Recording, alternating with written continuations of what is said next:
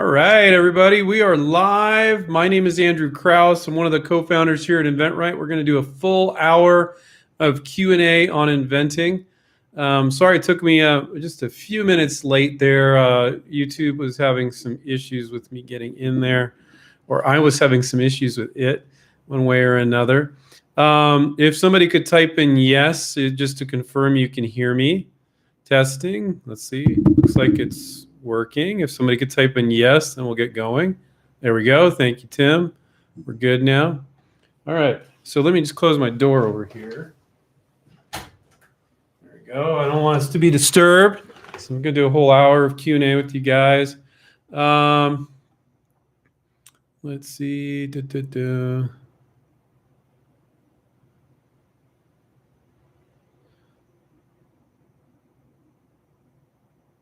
Okay. Healthy Life, or I don't know, they didn't type what their name was. They're just asking if some of these programs, Design Studio, Smart IP, inventRight Connect, yes, they're included when you sign up with our one-on-one coaching program. And obviously with Design Studio, we can't design unlimited cell sheets, but you get one cell sheet and one virtual prototype. You get to use Smart IP, which helps you file your provisional patent application. And you get inventRight Connect, which is a database of companies that we've reached out to and confirmed are looking for ideas. But I'll tell you with that, when you work with a coach at inventRight, they make sure that you are making your list from scratch. This perception that, oh, I just need somebody to hand me a list is just amateur hour. So when you have a particular product and you show it to your coach, and your coach can guide you and say, well, based on this product, I would look for companies over here and over there and these types of companies, and don't forget about these, and I wouldn't bother with those. And so they're training you on how to make your list of potential licensees. So when you're licensing a product, it means to receive royalties. So you receive a royalty every quarter for the product that they sell. And when you're licensing a product, you, the inventor, is the licensor, and the company, which is a manufacturer, not a retailer, people, a company that's licensing it is the licensee. So when licensees are showing, when you're making your list of potential licensees, manufacturers, and these are manufacturers that sell at the retailers where you want to be, okay? And don't worry if you didn't get all that, but most of you probably did. You need to make that list from scratch. And yes, we have a program called Bridging the Gap, where we actually bring on CEOs and marketing managers, design teams from these companies and say, this is what we're looking for. And they don't talk one-on-one, but they talk in a group Zoom call with our students and say, this is what we're looking for. I mean, they've even been giving our students specifics. I can't mention what it is, but we had this one company that was doing kitchen type products, and they gave this very specific thing that they're looking for with a rolling pin, like you'd roll dough with.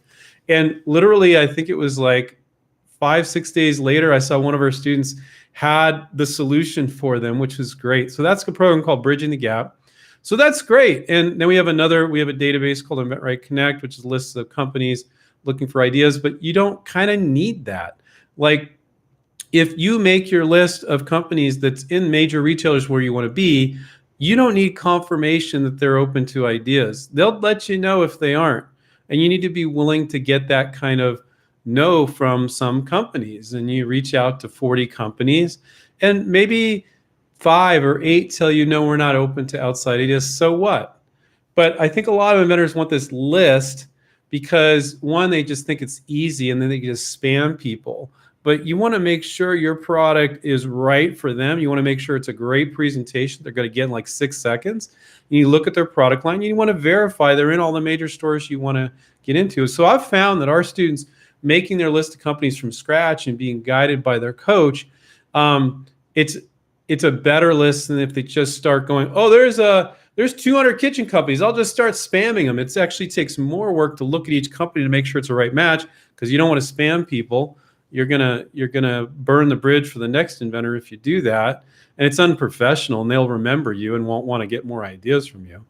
So yes, we have lists of companies looking for ideas, but we We show you how to make your list from scratch and empower you so you can figure out what companies you're going to reach out to for any product you ever work in the future. It's a skill. It's a methodology that every one of our students gets to experience. If we just handed you a list and said, "Oh, you don't need to figure out what companies to call," they wouldn't be learning anything, you know? So thank you for that question.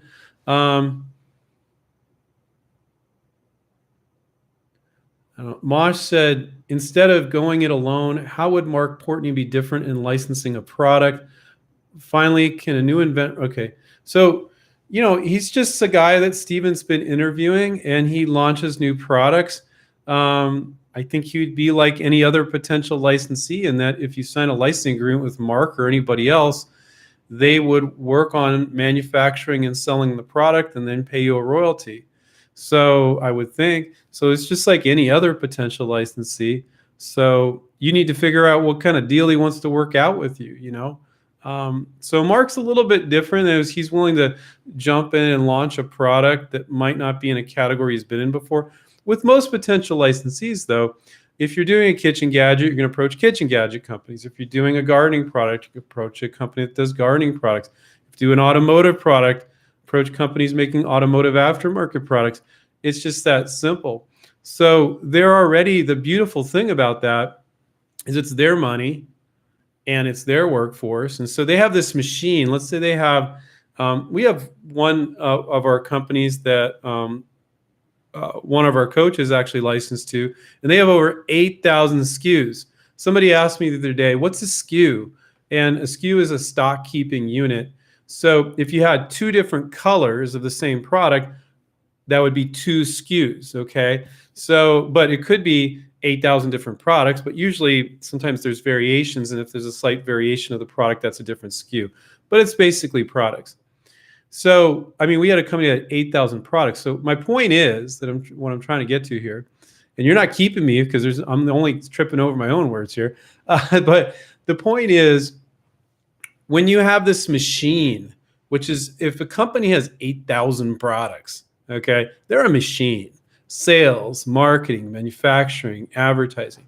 When you plug your product in that machine, you're part of that machine, which is a beautiful thing. So it's their money, it's the money machine, accounting, manufacturing, marketing, sales. It's just another product in their product line. So, and that's not a bad thing because they know what they're doing, and it's very organized and well lubricated, and it's moving along. And then the biggest thing is existing distribution. If they're in 30,000 stores, then you're in 30,000 stores. So that's the beautiful thing about licensing. So when a company has that, and most companies you're going to license to, Mosh, have that, that's a huge benefit. But if somebody's going to go gung-ho like Mark, that Steven's interviewed him a couple times, and work on your product, and he's going to really give it his all to license to manufacture and sell that product.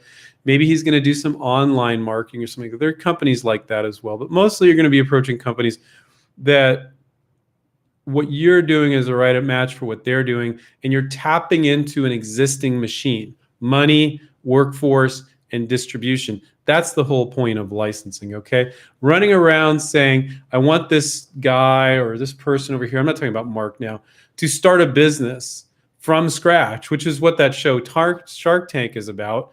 That is not nearly as appealing as licensing because you get the money, the workforce, and distribution all in one place. So licensing is way sexier than Shark Tank ever will be in reality. Now, as far as TV goes, it's interesting. Do they get the money? Don't get the money? Maybe they beat him up. Maybe they tell him it was a great presentation. It makes for entertaining TV. But what makes for a better recipe for success when you're licensing is licensing itself, because you're getting the money, the workforce, and the distribution. So, Mosh, the other part of the question, can a new inventRight student access your already existing contact list? Has any student licensed a product in the podiatry foot care sector? So that's a perfect example, Mosh, why relying on lists is a joke. You can easily make your list of potential licensees with the guidance of a coach that is right for your product. So they teach you the methodology. This lazy, I'm not calling you lazy, but this thought that, oh, I'll just need somebody to give me a list and I couldn't possibly do that on my own. It's just garbage. We're all about empowering inventors. So, and that's kind of a little bit more of a niche. I have people, tons. I've had students. I got one right here. I got this PTFE tape right here. This is one of our students that licensed a podiatry type of product right here. Hugely successful. So, but you don't want to go, oh, I need a list of people that hunt aardvarks. Okay, we don't have that list. And even if you do have a list, let's say it's a category where we have tons of companies like kitchen, you would still make the list from scratch. The coach would literally say, don't even look at the freaking list until you make your list from scratch. Then look at the list and see what you may have missed. There might be some extra ones in there. Perfectly fine. People like that. We know people like it. But in the end, we're empowering you, so you don't need our stupid list, and you can do this and license forever, and you become empowered. And that's a very different approach. We're always giving people what we know that they need, not necessarily what they ask for, because what people ask for isn't always in their best interest. And we're just kind of arrogant like that. But because we're not just trying to schlock stuff, we're trying to empower people. Because our students, when I ask them, before somebody becomes an inventRight student, I say, do you have other ideas? And oh, yeah. I got 100 ideas, or 50 ideas, 5 ideas, or I don't have any on the top of my head, but I come up with ideas. And I go, great.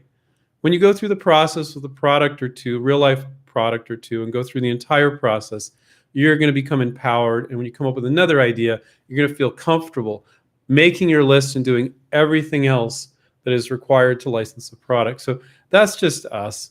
And people have told us, oh, you should just sell what people are asking for. I'm like, that's not our thing. Our thing is really giving people what they really need. And once you become an inventRight student, or maybe watch these Q&As and watch us on YouTube and realize, oh, I need to get my mindset right, And so we're very much getting you into the right mindset, because otherwise then you're going down the wrong path. I mean, that's what any good coach would do, to be honest.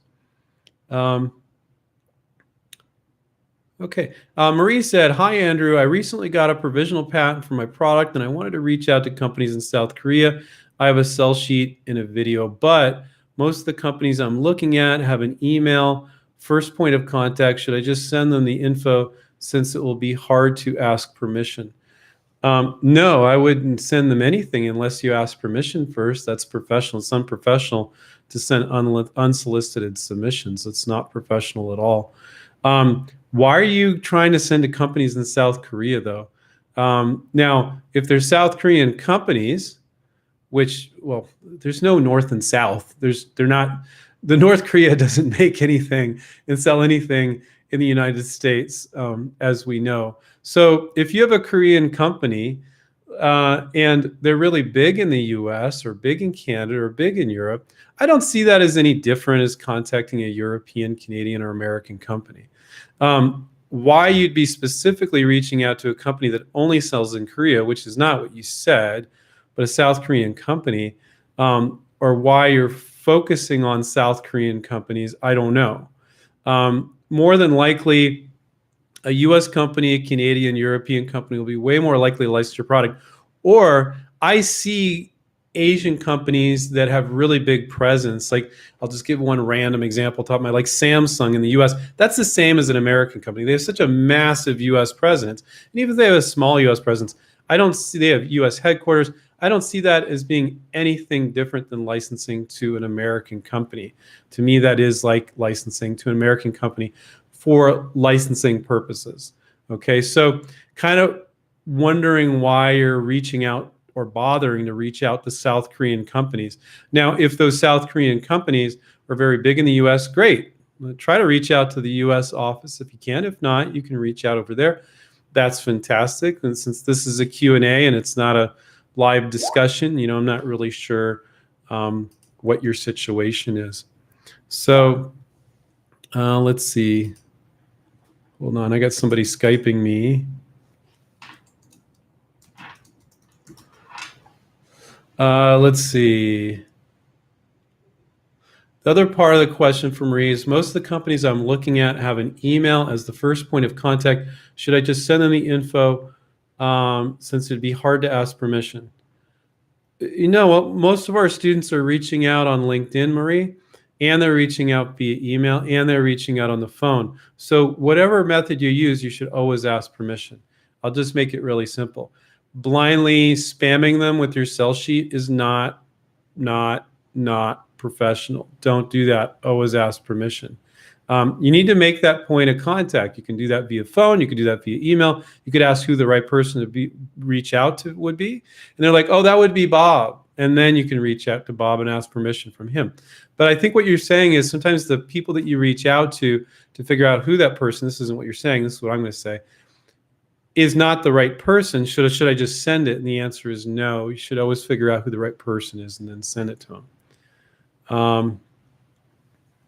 Hi, Andrew. Jay Bell here. A couple weeks ago, you mentioned a 3-month program. Can you give us a brief overview how it differs from 6? We are not going to be doing that. It was something we were briefly talking about, and we're sticking with the 6 because it's really what's required to get people through the whole process. Because we want people to understand the entire process and go, I get it. I don't need you guys anymore. And I have students that tell me that. They go, Andrew, I don't need you anymore. And I'm like, oh, why do you need to be so rude? And then they remind me of what I said because I say that pretty frequently. And I'm like, oh, okay, now I know what you're saying. And I go, great, I'm so proud. And they know that we got their back if they get in over their head. But you need that time to have your coach by your side and be guiding you through it all. And we've just found that to be the case. So I threw it. God, and I got a bunch of people asking. I only threw it out in one live Q&A, and I just set it for like a second. And I got a bunch of people that were reaching out to me asking me about that. What's the Alexander? Sorry, I think it's maybe. Apologize. I'm sure you'll forgive me. What's the main difference between a U.S. PPA and a United Kingdom PPA? I would just, if you're in the UK, all our US students and anything I share with you today should not be considered legal advice. Please consult an attorney if you need legal advice. That's my disclaimer. All our UK students and our students around the world, just file a US provisional patent application. It's way too detailed to go into here, but the US, UK, and many other countries are part of what's called the Patent Cooperation Treaty. So in a roundabout way, when you file a U.S. patent, it's going to preserve your rights in a certain way if you file later in other PCT countries. I won't go into details because it's a really detailed conversation, but I would just file a U.S. provisional patent, Alexander, or I think it's Alexander.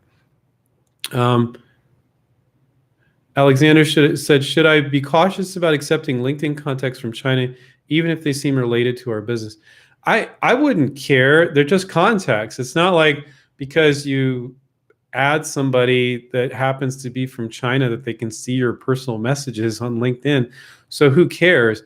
But I get solicited and get spam from people, manufacturers in China, not the type that you would want to license to, but contract manufacturers. We want to make your product for you. We have injection molding, this or that. Those aren't the companies you want to license to. You want to license companies that have brands and have distribution at the retailers where you want to be. So I don't see any harm in it. It's a good thing to build your network. But personally, I don't add spam usually I don't know they're a spammer because for me, I don't know how many contacts I have. I got them, I think it's like 10,000. Don't quote me on that. I think it's around 10,000 or so or more. I just add everybody in my network as long as they're not an invention promotion scam company, because I hate those guys. I add people to my network, and then as a result, I get spammed by some of these people. So if I start getting spammed by some Chinese company that's trying to we have injection molding, this or that, they're not trying to rip off your idea. They're just trying to sell you services, and they're spamming people. I just block them. I just block them and report them as spam. But no, I wouldn't be worried about accepting those connections at all. It's not like they can see your your personal communications. I wouldn't be worried at all. But if they start to annoy you, just block them. Realize they're not a potential licensee. Contract manufacturers are not potential licensees 99% of the time. The manufacturers that have brands and are in the stores where you want to be, those are the ones you want to license to. So the lesson there, which isn't, I answered your question directly, is don't try to license to contract manufacturers. You don't want somebody that just makes stuff. You want somebody that makes stuff and distributes stuff, okay?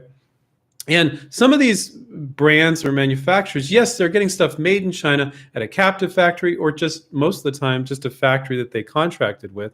But it doesn't matter if they made it themselves in the U.S. or they made it in China, or the thing is they're getting it made and they're manufacturing and distributing it.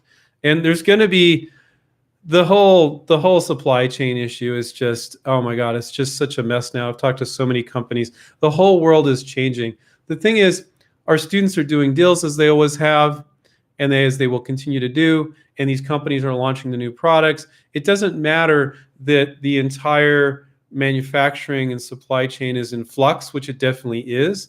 I wonder if that manufacturing can really even come back to the United States, because you don't have the people anymore that can do a lot of this stuff.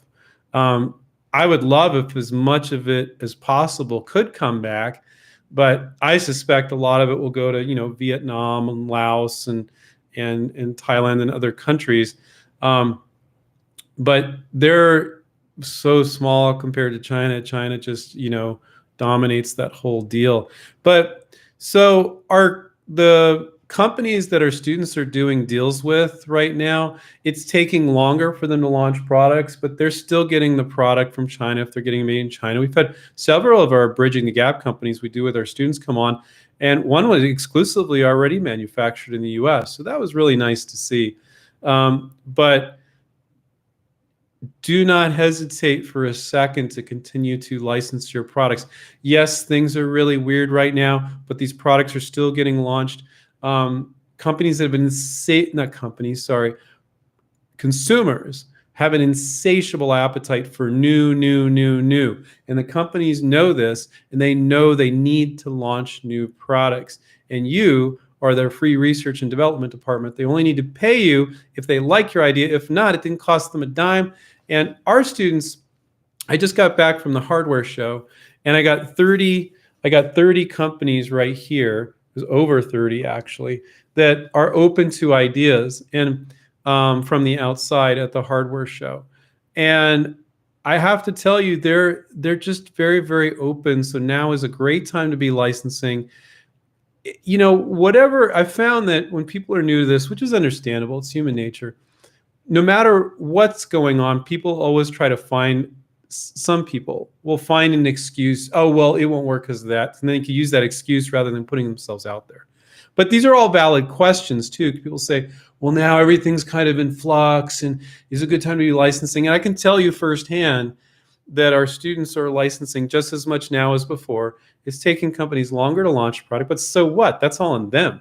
When you license, it's on them to do all that work. And you're moving on, you're licensing other products. So that's the right attitude to have right now, without a doubt. So great questions, guys. Let's see. My distributor, this is from D. Hunter. My distributor is interested in licensing my brand/patent. It sounds like D is manufacturing the product herself and selling it herself.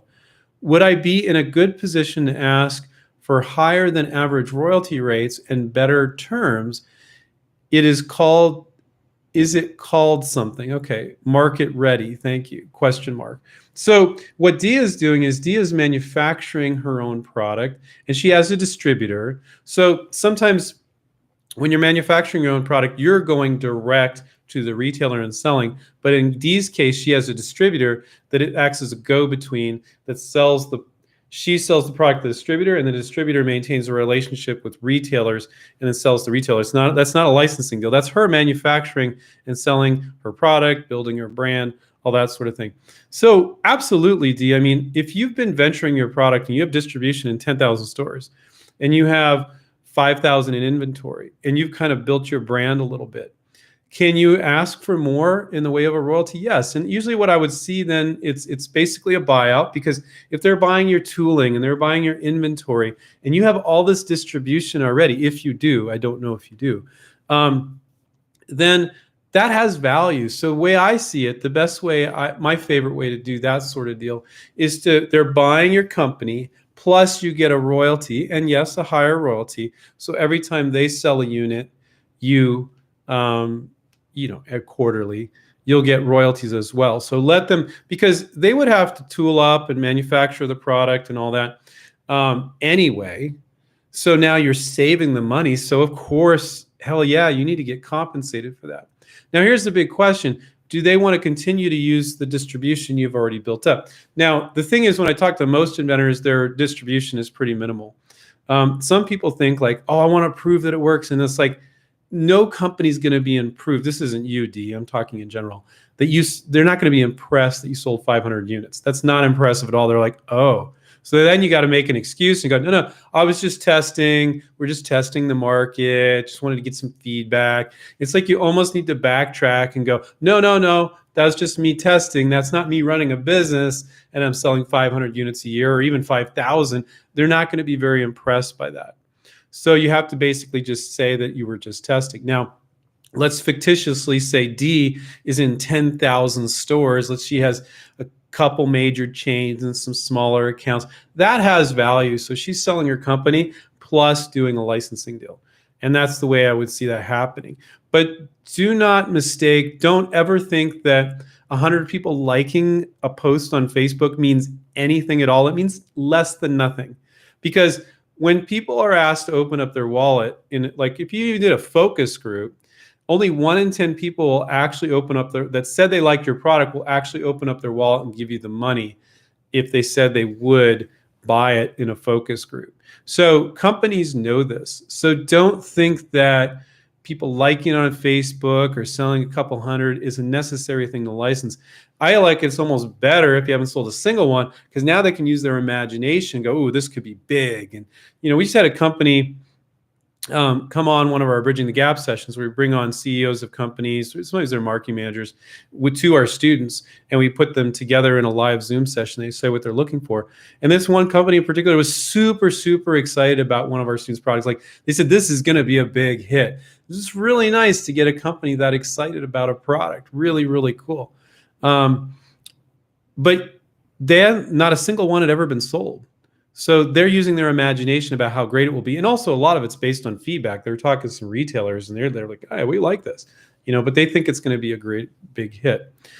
So you do not need to sell your product in order to license it. You don't need to sell a single one. But D, she is a distributor, so she must have some sort of distribution. So you need to get compensated for that, D, without a doubt. It's not something I would bring up early on in the conversation. D's asking, do I use particular wording? And she was saying market ready.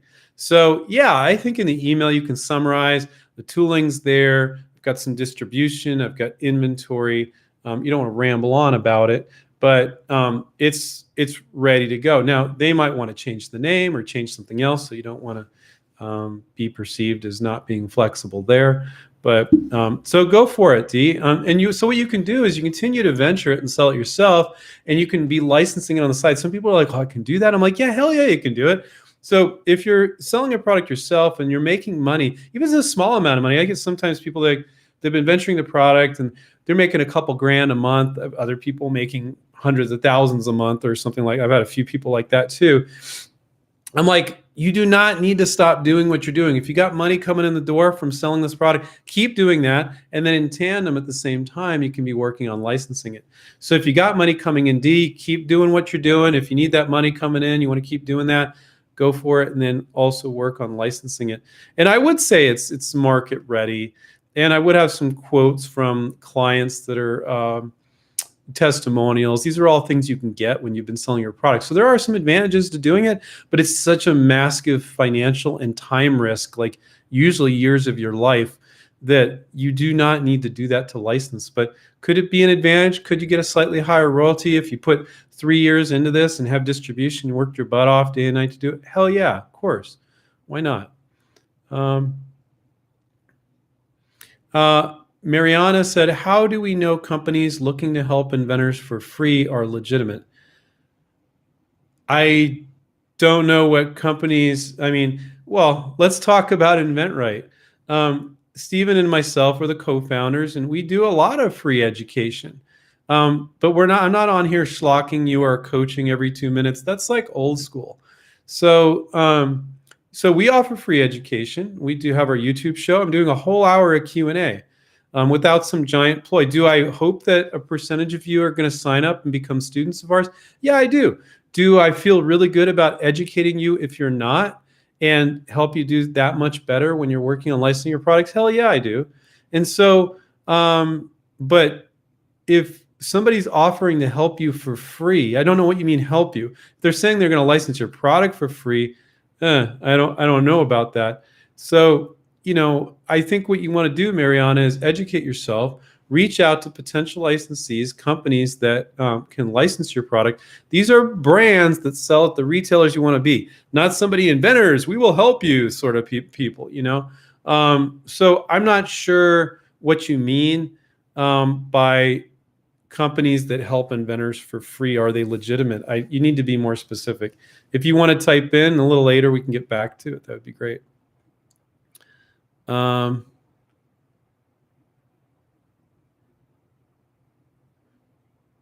Yeah, I'm still working things out, Alexander. Andrew, I may suggest you modify your video setup. Would you be benefit from to zoom in on your body and face and leave less room for the background? Okay.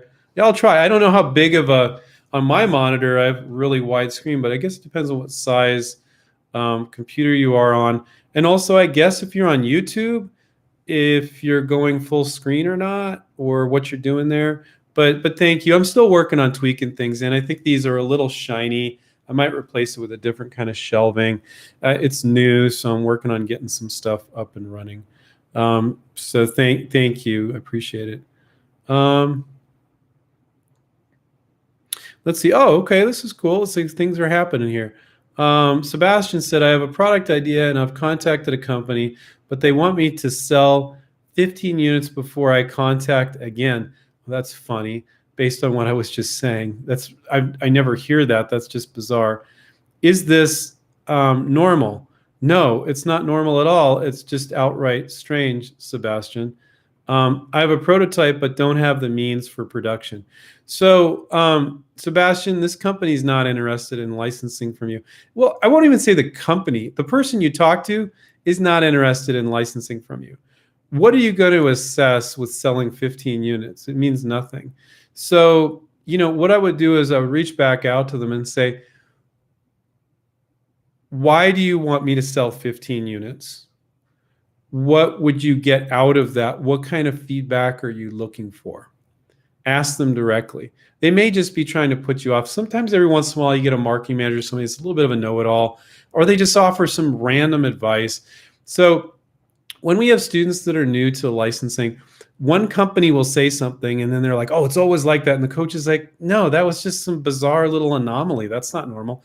And then something else will happen. They're like, oh, that's going to happen over and over and over again. A company asking you to sell, or it's not a company, it's a person, right? You're talking to a person. Sell 15 units before you contact them again. Weird. We have such a large sample size of experience. We've been doing this for 21 years.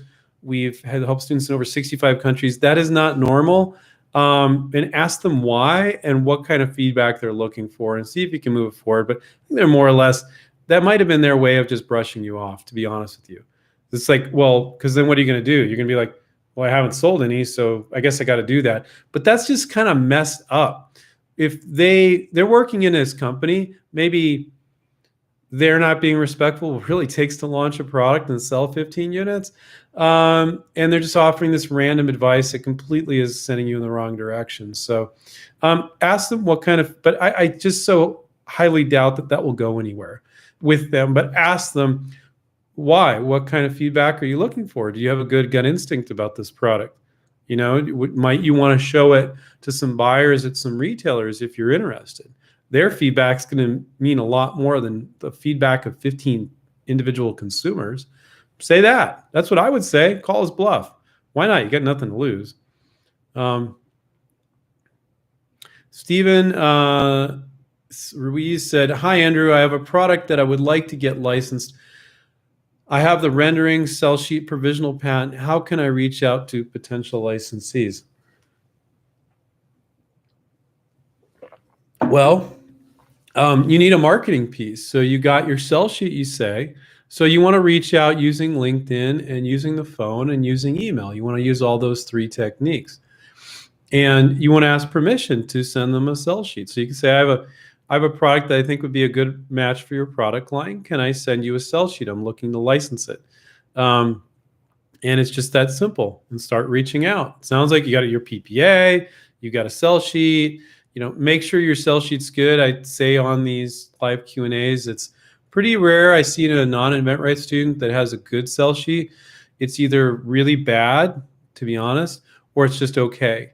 If it doesn't accomplish that 6 seconds I got it, like they look at it, and within 6 seconds they got it, it is not good enough, and don't waste your time even reaching out.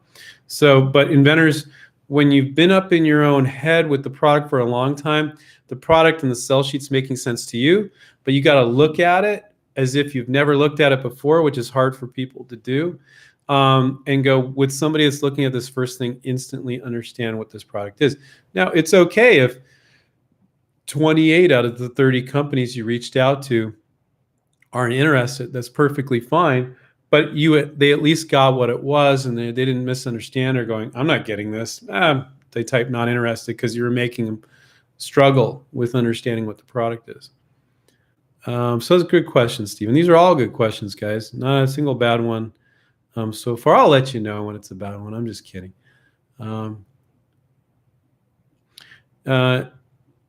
Deidre said, "Hi, Andrew. Large manufacturing distribution company now showing my product to different licensing companies."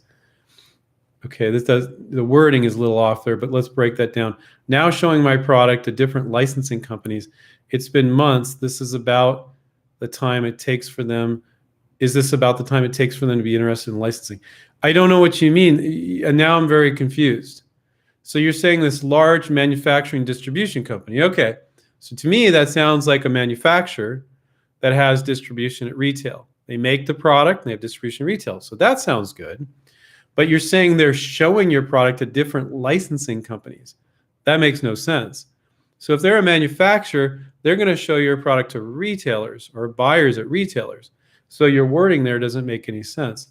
But and you're saying it's been months, so I would follow up with them. So if that's what they're doing, I don't know if that's what they're doing. If they're showing your product to retailers, great, and you're getting feedback from buyers, that's great. But you called them licensing companies, and that's confusing. You're probably just learning the terminology. So,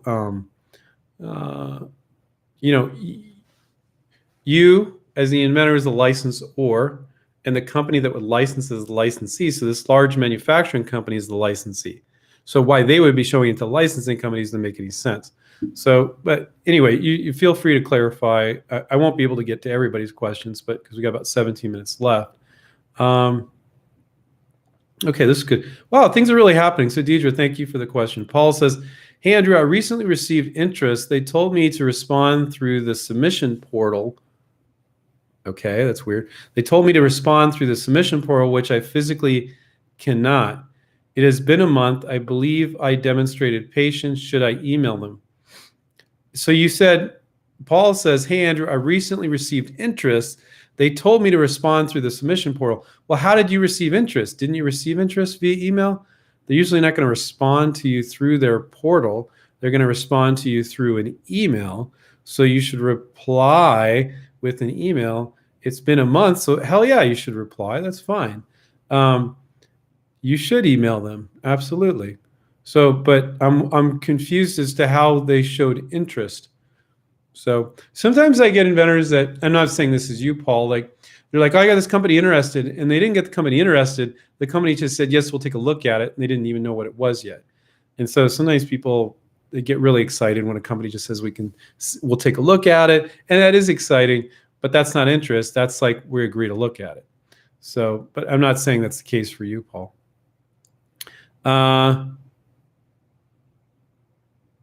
Base Masterix might I think when I'm tired, my eyes, you probably see me squinting, is getting worse these days.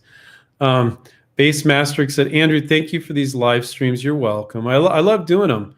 I really look forward to them. It's the highlight of every Monday for me. Um, it's a little weird because it's like a one-way convo, but you guys ask such great questions, and everybody says they appreciate my rambling answers. So, and I think I'm going a little slower today than normal. Usually I'm kind of like rapid fire, but so hopefully that's okay. But I think you guys appreciate the answers. Let's see. Mohammed said, currently I'm working on my project, which is a generator that makes electricity without external force, which means you can have your own generator in your house, not needing to pay an electric bill, and it can be used for many other things, and was curious about what you think about this machine. Well, I'm going to speak in general about energy inventors, Mohammed. There are some wacky ass inventors out there that are energy inventors. So whenever you have an energy invention, so you got a new, so what the heck's an energy invention, Andrew? He's got a new generator. You have to do everything, not when you're doing an energy invention, not to put yourself in the category of wacky energy inventor. So you had people call me up, hey Andrew, I have this invention, I could run a car on a liter of gas for a year. I'm like, okay. And they say other various wacky things. And when I asked them about their background, I realized they have zero background in anything technical at all. And I immediately know they're a wacky energy inventor. Now, you could be a non-technical person and come up with some sort of energy-related invention. So don't get me wrong there. But I find that when people make these grand, which you are not doing that, Mohammed, you just say you have a new generator. But you said when you do things like not needing to pay an electric bill, well, okay, but you're paying to put gas or whatever is powering that generator, or solar panels, powering batteries. And so when you make general statements like that, it gets, you're not into wacky energy inventor territory with what you wrote, but other inventors are. So you immediately want to do a preemptive strike on what their thought would be. So when you make this, let's say you've got proof for an unbelievable claim, you want to kind of just directly address it and say, I've been testing it, I did this, I did that, and I still need to do some more. You want to kind of do a preemptive strike so they don't put you into that wacky, like, I don't even want to hear back because they're going to be saying some crazy stuff to me. It's going to suck all my time. So do a preemptive strike on establishing your credibility and establishing some sort of testing. With energy inventions, you got a new kitchen gadget, whatever, you could state the benefits of it. You don't even have to have a working prototype. And they're like, oh yeah, we can do that. That's pretty obvious. But when you make these grand statements, I'm saying you don't need to ever pay your electric bill ever again. It's like, well, why don't you qualify that? You know, make some share some specifics so they take you out of the wacky energy inventor territory and go, oh, this might actually be legit. And try not to make too grand of statements. Try to make it applicable for a product or two of theirs as well. It go in this line. Just doing something like that, saying, I think it'd be good for this line or this type of product that you're selling. So, and asking me what I think about that, I mean, I don't know, Mohammed, I don't have enough information to possibly give you any feedback. You got a generator, you say you don't have to pay your electric bill. Okay, but what bill do you have to pay? What does it cost? What you're saying, it sounds like you're saying it's going to run your whole house. That sounds a little overwhelming. If you had an energy invention that's just for something smaller, you know, that sounds a little bit more doable. Now, I think that's a great goal. I'm big on alternative energy. I installed solar in my RV and I had a blast doing it. I knew nothing about solar, and I completely, you guys will like this, I completely learned how to install solar. I didn't know anything about electricity, didn't know anything about solar, just by watching YouTube videos. I watched a lot of videos. It took me a while. And I bought one guy's book that is on YouTube, Will Prowse. He's great. I love him. And he actually lives not too far from me. I've never met him. But so I'm all for energy, green inventions and stuff like that. But when you're inventing something to do with energy generation, you're automatically put into a wacky energy inventor territory unless you establish some sort of credibility and don't say stuff like you won't have to pay for electricity for your house anymore. It's too broad of a statement. So I think it sounds great, but what's your background? Maybe you're a very technical person. Maybe sometimes with energy inventions, the problem is you need to spend hundreds of thousands to then prove your theory out. If you can actually prove it, much, much better. Maybe on a smaller scale or something. So most of you don't have energy inventions. I probably talked too long on that, so sorry about that. But Mohammed, I'm sure, appreciated it. Okay. Hello, Andrew. I have an idea that's not straight to consumer. That's fine. A lot of students that are licensed products, commercial, industrial products. Say like a part for lawnmowers, an improvement. Should I get a provisional patent and then license to interested manufacturers? Yes, you should file a provisional patent. You could use our smart IP software if you wanted to. And so it can be an aftermarket product. Now you're saying it's not straight to consumer. So that's not, oh, add this thing to your lawnmower to improve it. What you're saying is it's an improvement to a lawnmower and you want to try to license this to OEM manufacturers, original equipment manufacturers. So I saw some of them. Troy built, I saw them at the hardware show when I was there on Thursday and Friday, and there's a ton of other ones too. So if it's going to improve their product, you got to figure out what is that marketing you're going to show them so that what would they show to their customer? So you need to show them how it's going to improve their product. And so even though it's a part, you're improving the whole product as well. So you got to figure out how to show that to them. That's something that one of our coaches could easily help you with, but it's pretty in depth, of course. Trisha said, hi there. My question has more to do with protection, not licensing. Okay. Well, the question, Trisha, then is, are you going to license your product for royalties or are you going to make it and sell it yourself? Before you protect it, you should figure out which path you're going to go down. But I'd be happy to answer your question. My invention is basically combining two products together. I've heard this one like, I don't know. If I had a penny for every time somebody said that, I'd be like a bazillionaire. But it's a good question because it's a common question. My invention is basically combining two products together and making a small addition to one piece in the apparel industry. I can see it blowing up on social media, but with that visibility comes the realistic threat of Chinese manufacturers very easily replicating my product, which would make it available for every online seller to simply purchase, private label, and sell. If I initiate a provisional patent, would that protect me from Chinese manufacturers, Alibaba producing so much? So first of all, Tricia, one of your major forms of protection is don't make a public disclosure. Don't show it publicly. Don't put it up on social media. So if your greatest form of protection is licensing it. And here's one reason why. Now, you can choose to go venture this, but I'll approach both angles. So your greatest form of protection is licensing this because first to market is better protection than any patent will ever be. So when you go first to market, you get this really big company to blow it out there really big. Then they just crush the competition with their distribution. The other people are a me too. So when you license to a really big company, you are that really big company and they get first to market. Everybody becomes familiar with your product and they see these other ones as a knockoff. Now, if you try to sell this yourself, other people can knock it off some big company and everybody thinks that that was theirs and nobody even knows you existed because you're trying to get distribution and you don't have the money, you don't have the distribution, and you're just making some social media posts and everybody thinks that big company was first to market that knocked you off and you're left in the dust.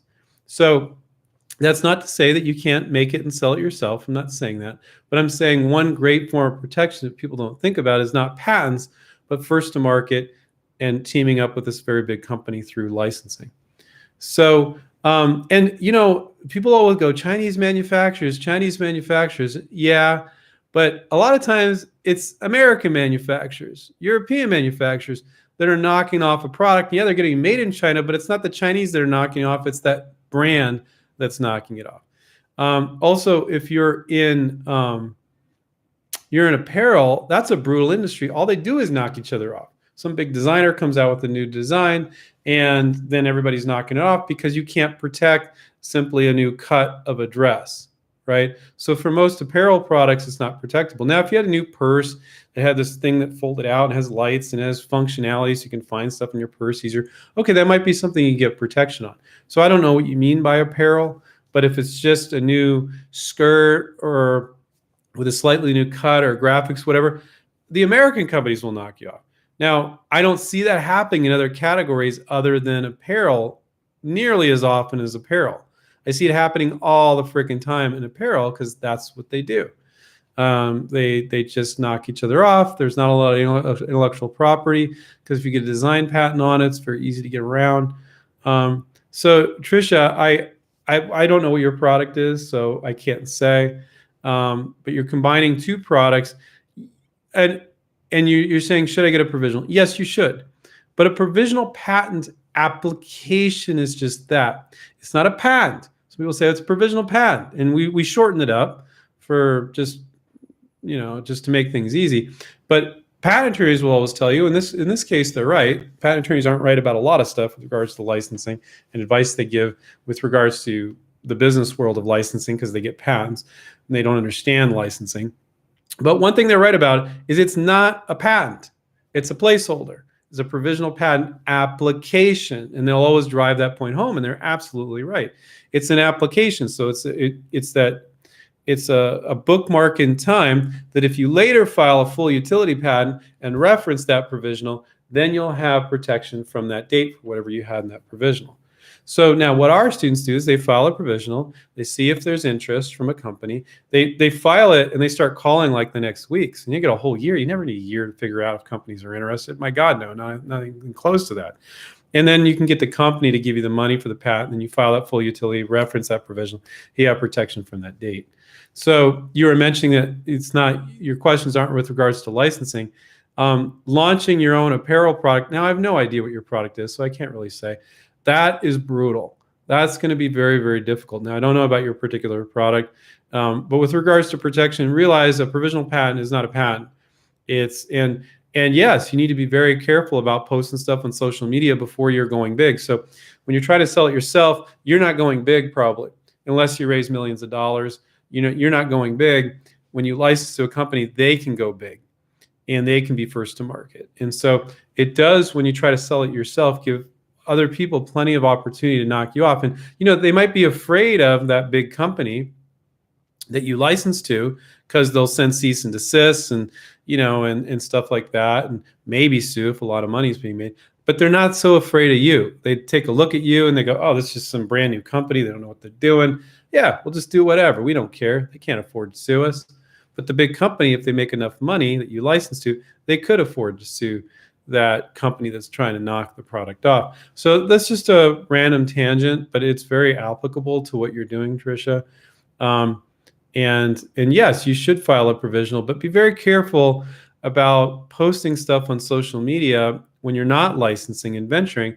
You're just giving plenty of people an opportunity, and people liking it on Facebook means absolutely nothing. Them buying it is a whole nother deal. People liking something and actually opening up their wallet, two totally different things. We talked about that at the top of the hour. I didn't see that I skipped over your questions, Gerald. Gerald said I skipped over his questions. I don't even see them, Gerald, so I have no idea what you're talking about. But I will answer your question. Yeah, I don't see any prior questions from you, so that's weird. Maybe if it was from another session. But Gerald said, you skipped over my question. What DRTV companies are reputable? I can't make comments about particular companies. I can't make libelous statements about particular companies or make a statement that a particular company is reputable either. But I can say DRTV, guys, is direct response television. You may also know it as infomercials or as seen on TV. And I can just speak generally about it, Gerald, which may be helpful for you. And I don't know why you thought you typed in other questions. I don't see a single other one. Maybe it was for another chat. But there's kind of a little bit of a get-rich-quick vibe with the infomercial, as seen on TV, DRTV people. Those are all the terms that you might use to describe them. And along with the get rich quick vibe is not always the greatest reputation. There's as seen on TV companies that do not have the greatest reputation. And I've seen companies knock off inventors in the DRTV space.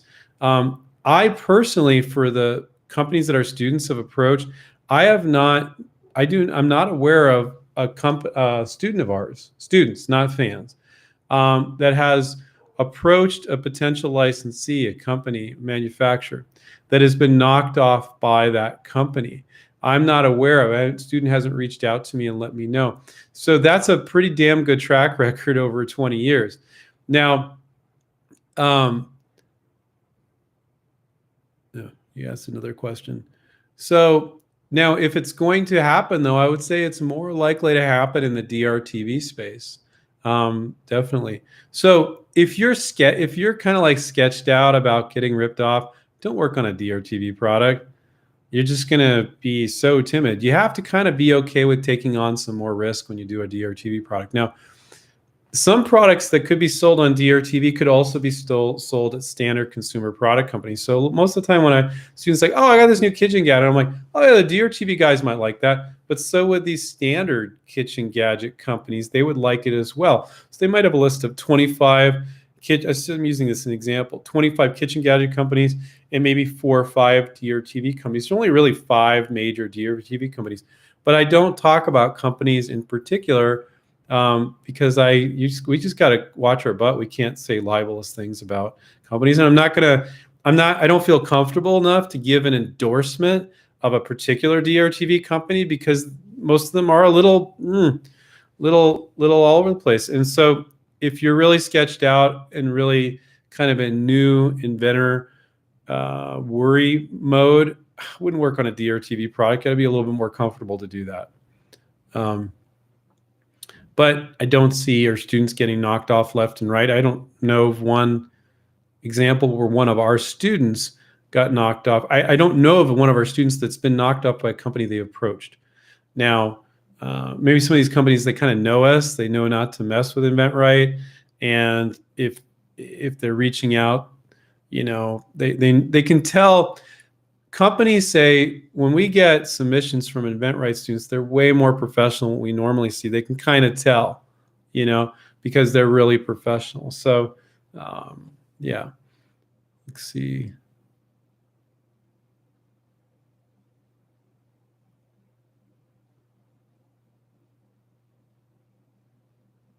Oh.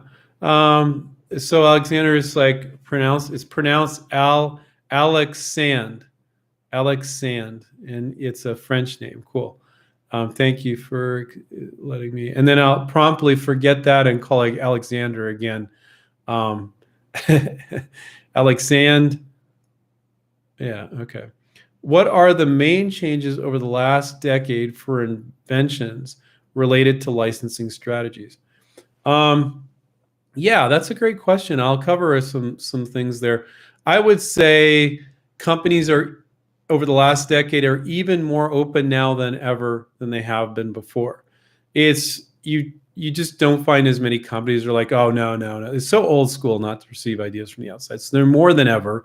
I would say over the last decade, it's just more and more and more every year, more open to ideas. Harder to find companies that aren't. Are you going to find some of them? Absolutely. You can still find ones. No, we don't do that. I mean, I got 30 companies here from the hardware show that were open. But did I get a few that weren't? Yeah, of course I got a few. That's just part of the game. What else is the biggest things? I would say one of the biggest and nice things that has changed is reaching out on LinkedIn. That is a great place to reach out to potential licensees. So that's been a major shift. Just over the last 4 or 5 years, that's been a major shift. So that's nice. So those are 2 big changes.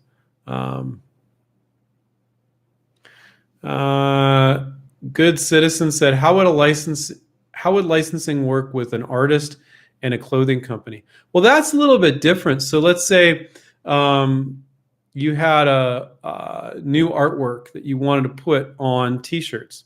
That's copyrighted. You copyright the artwork, you can license it.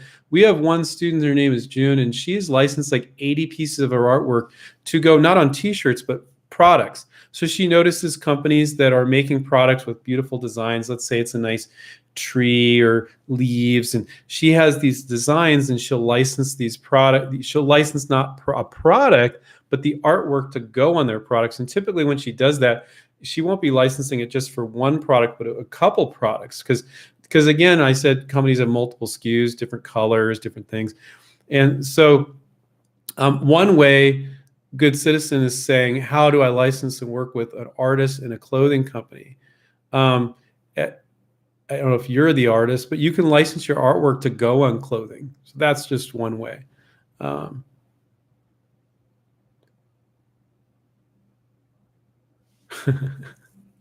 Oh, that's Michael Greer is one of our students. He said, "New shelving question mark. I know a guy who has a new shelf product that would work." So Michael, I saw him at the hardware show, really, really on the ball. He knows how to license stuff.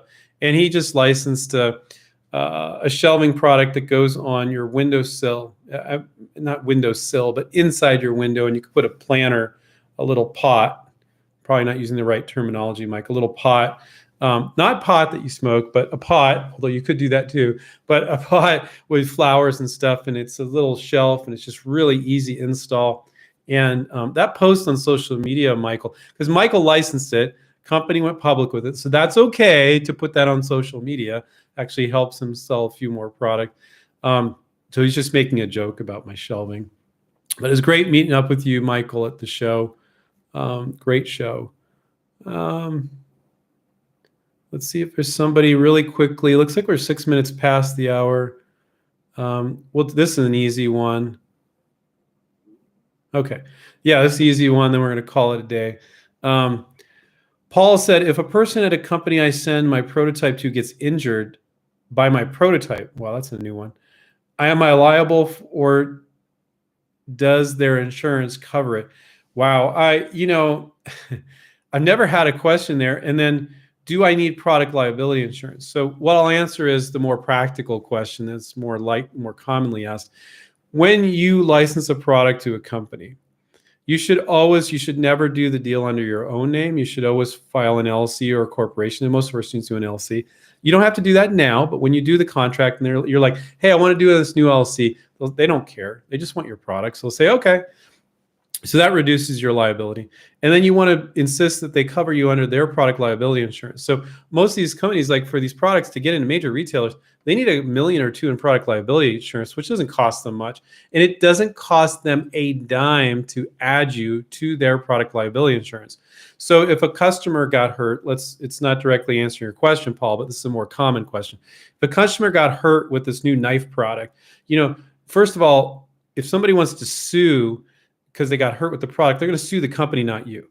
Now, if they did want to look for you, which they don't even know you exist, you've done that LLC. Plus, you're covered under their product liability insurance. So I've never had one of our students sued by a potential licensee for getting injured by a prototype, or I've never had, that I know of, a company get sued by a customer for a product they even sold that they licensed. But even if they did, the inventor's not the one with deep pockets. The inventor's on the back of the package. They don't even know you exist. So the fact they don't know you exist is a form of protection. The fact that you're filing an LLC is a form of protection. It's just an empty shell of a company that you take the money out every month. So if somebody wants to sue that company, it's like, okay, and you could maybe, well, I don't want to say what the other options are, but so that's another form of protection. And then you get covered under their product liability insurance policy. And it doesn't cost them a dime. Companies will argue about this sometimes, and we go, no, it doesn't cost you anything more. Check with your insurance agent. And sure enough, they check and they're like, oh, okay. Sometimes they'll argue with you about it. And you're like, no, I'm 95% sure it's not going to cost you anything. And you just kind of keep pushing there. But your question is, if they get hurt with your prototype, I thought, sometimes I think like somebody can't ask a new question I've never heard before. I would just, and this isn't legal advice, I would put something on there that just has warnings if it's a product that they could get hurt with. Warning, this is a prototype. It could cause injury. It's just a prototype. What I would do is I would laminate a label and I would attach the product. So literally it can't get separated from the product. Take a picture before you send it. It's such a weird thing to worry about. I don't know why you're worried about that, Paul. Like, I've had students license ladders and all sorts of stuff that's really high liability stuff. And I would just attach something to the product, say, look, this is a prototype. It could break, could get lost. Use it at your own risk, I don't know why I said lost, but yeah, they do get lost quite often. So such a weird question, Paul, but a good one. If your prototype is something you get hurt with, have a disclaimer attached to it, and have them sign something. If you're 99% of you guys, you don't need to do this, but if you're really concerned because it's a really dangerous product, then do something. But if it's just like you might get a paper cut, I think you're worrying too much in that case. All right, so we don't have time for any more questions. What I'm going to say is, if you guys could do me a solid, and if you're not subscribed to the channel, click on subscribe down below. Click on the little notification bell to watch all our videos on YouTube. This is the way you can say thank you, by just educating yourself even more. When you click subscribe, nothing happens. So but it helps us out. I'd love to get from 50,000 subscribers to 80,000 in some sort of reasonable period of time. So if you could help me out, subscribe, like the videos you watch, and that's the way you could help us out. I remind everybody to take care, keep inventing. We went up over a whole 11 minutes, so hopefully you got a lot of value, which is a good value since it was free.